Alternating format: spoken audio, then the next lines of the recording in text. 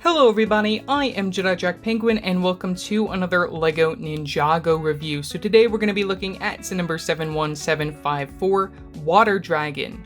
This set includes 737 pieces and retails for $69.99 starting August 1st in the US and North America. Now I imported this set early from Europe. I bought it off Zavvi.com. I'll leave a link down in the description below. I also ordered from Zavvi last summer to get some of the Harry Potter sets early, but this year because we had the Harry Potter sets release in June, I didn't need to do that.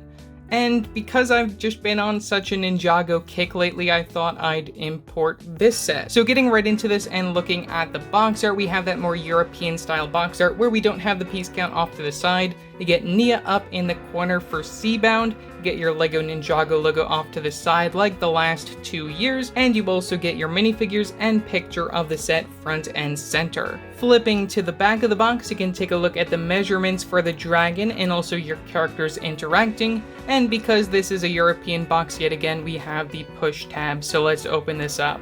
Looking at the box contents, we get a total of 6 numbered bags to build the set, in addition to the sticker sheet and instruction manual, which also came within its own separate bag. Looking at the sticker sheet, we get some decals for both the dragon, as well as for the vehicle for Zane. When it comes to our instruction manual, we get more of a booklet here, QR code off to the side. Flipping to the back, you get the Win Lloyd from the LEGO Ninjago movie.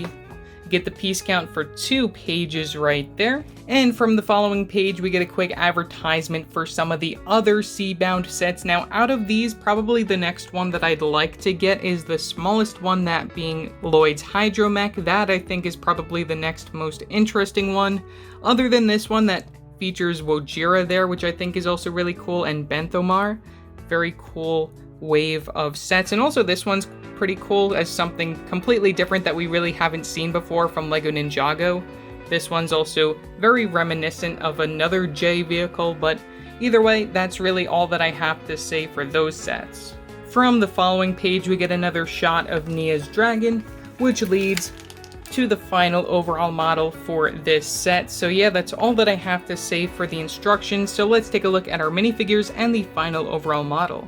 Looking at our very first minifigure, we have NRG Nia. Now this minifigure is not exclusive, also coming within one of the bigger sets, the Temple of the Endless Sea. I am really blown away with how much detail LEGO has been putting into these Ninjago minifigures lately. I think that this character turned out really amazing. Not only do we get a recolor of this piece that we previously saw in both Marvel and Hidden Side, but we have some crazy under the neck accessory thing going on over here and a lot of really cool recolors and prints going on for her character. So starting off, we're going to talk about this using the translucent light blue and the dark blue mixing right there. The dual molding for that I think looks really cool.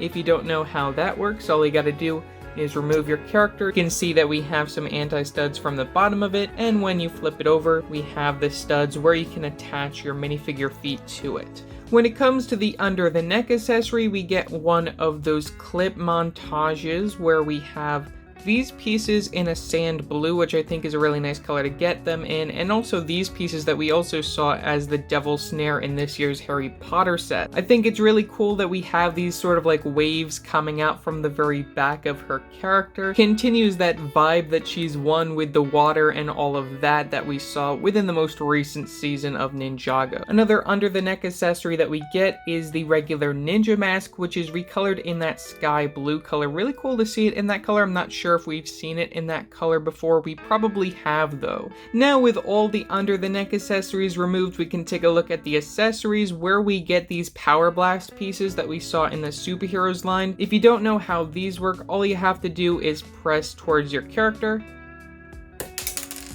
and it'll shoot it off into the distance, never to be found again. That's sort of like a water blast power that Nia now has. We also get an extra one of those. Now bringing us back to the full minifigure, we have some very nice leg printing leading up to the belt piece up to the main torso with this sort of wave going on. I really like how that looks. We get one of the arms in this translucent blue. Continue the dark blue on this side right there with more of like that oceany color. We also use the same color that we get for the hand for the facial expression, which we only get the one facial expression for her character, which is totally fine because it's exclusive. You can also just take it off to take a better look at the back, where we don't get that facial expression as I said, but we get some back printing on our character. And we also get the use of this new hair hat combo that we should have seen in the island for her character, but we didn't see it. But I think that LEGO did a very nice job with that hairpiece, using the translucent blue with the sparkle in it even, and also the dark blue for the bandana. So yeah, that's all that I have to say for NRG Nia. For our next minifigure, we have Scuba Zane, who also comes within the Hydro Bounty set.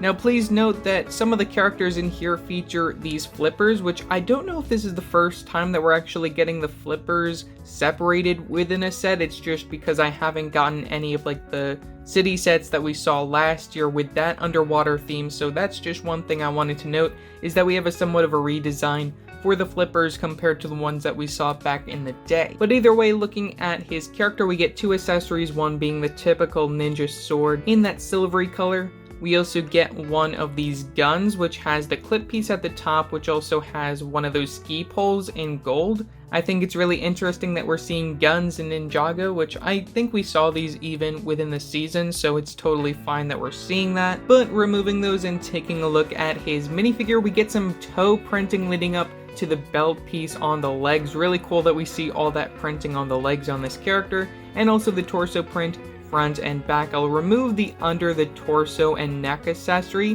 which I just gotta say, I think that's a really cool piece that LEGO introduced for this theme that even works with this new style of mask, which is sort of like a scuba gear ninja mask. I think it's really cool that they made these. The only flaw with some of these masks is the fact that the facial expressions still show somewhat in the translucent part where you can see the eyes, but it totally works for Zane, which I'm really happy about. So taking that off so then we can take a better look at that piece. When you first receive this piece, it's all one straight line. You get the part where you can put it onto the legs of a minifigure right there, and then you plop on the torso piece, and from there you can plop this down, place the head of your minifigure, and then place on the last of the scuba mask. But removing those pieces for now, here's a better look at the torso printing, front and back, as well as the facial expression printing and also the back printing on the head. That is the same exact head piece that we also saw in the island and probably in sets before that. And then also a better look at the mask piece right there, which has the dual molding with the translucent blue and also the white Zane signature color. So yeah, that's really all that I have to say for this version of Zane. Looking at our next minifigure, we have Prince Kalmar, who I'm really happy to get as one of the main villains of this season. He also comes within the two biggest sets for this sub-theme of Ninjago. But taking a look at his character, we get some printing from the front of this new leg piece, or at least I'm pretty sure that's new, a new style for like the squid legs. You can take a look at that. All around, really love the mold for that piece. We don't get any back printing, which is totally fine for what it is. We also get back printing from the torso and also printing from the front of the torso. When it comes to his hands, we get them in this more golden color, which I really like seeing for his character, adds a little bit more color to just the plain purple. We also see an under the neck accessory, which is also pretty cool to note, and his head can actually turn from side to side, which is another really cool thing that you don't really see too much with these villain characters from Ninjago, because it's usually one big mold sometimes when it comes to like the armor underneath. And finally, we get an accessory right here, which has this trident, which leads to a lightsaber handle piece, and then one of these small ninja knives. So yeah, that's pretty much all that I have to say for Prince Kalmar. I really love the head mold as well. You can just take a look at the dual molding using the teal as well as the purple. So yeah, that's all that I have to say for Prince Kalmar. And lastly, we have two of these Melee guards who are not exclusive, coming within all of the sets for the Seabound wave. Now we get some pretty nice leg printing leading up to the belt piece up to the torso. We get torso printing front and back. We also get one of those armor pieces for the under the neck accessory, so then you can actually also turn the heads of these guys slightly, but not as much as Prince Kalmar. We also get an accessory of one of those ninja knife pieces, where we have the bottom attachment being one of those dragon head pieces that we saw from the LEGO Ninjago movie, so that's pretty cool to see. Also really like getting the hands in that teal color, pretty cool to see that.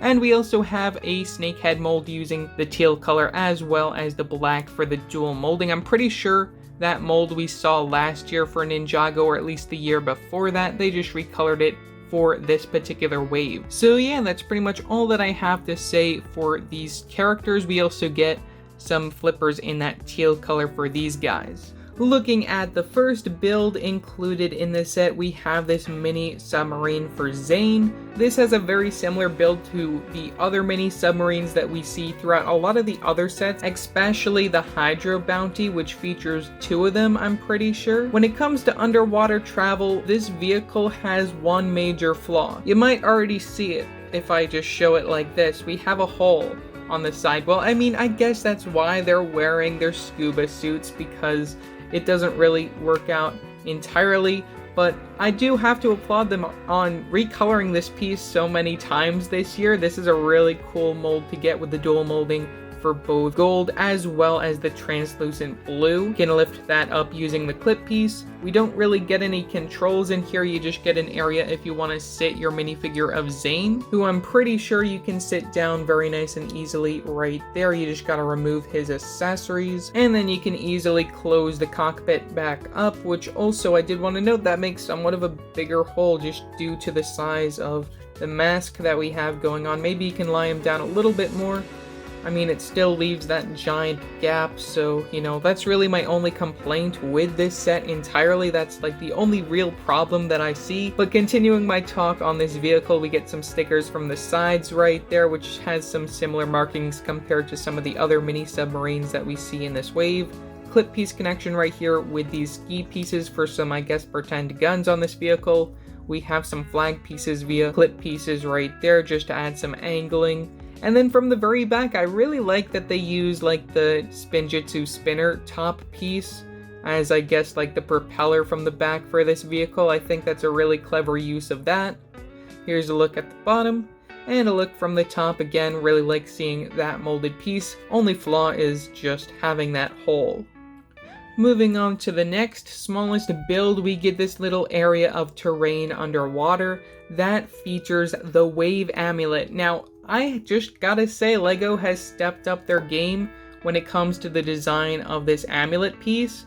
We have that translucent light blue, but with the sparkle in it. I did also want to note that in the Temple of the Endless Sea set, you can also get the Storm Amulet with the translucent purple, but with the sparkle in it, compared to in the actual wave for the island where we just got the translucent purple. So that's just one thing that I wanted to note, that they have stepped up their game when it comes to the design of the amulet piece. Though otherwise, if you have those sets from the island, now you can awaken Wojira. When it comes to the rest of the build right here, we have some white poop.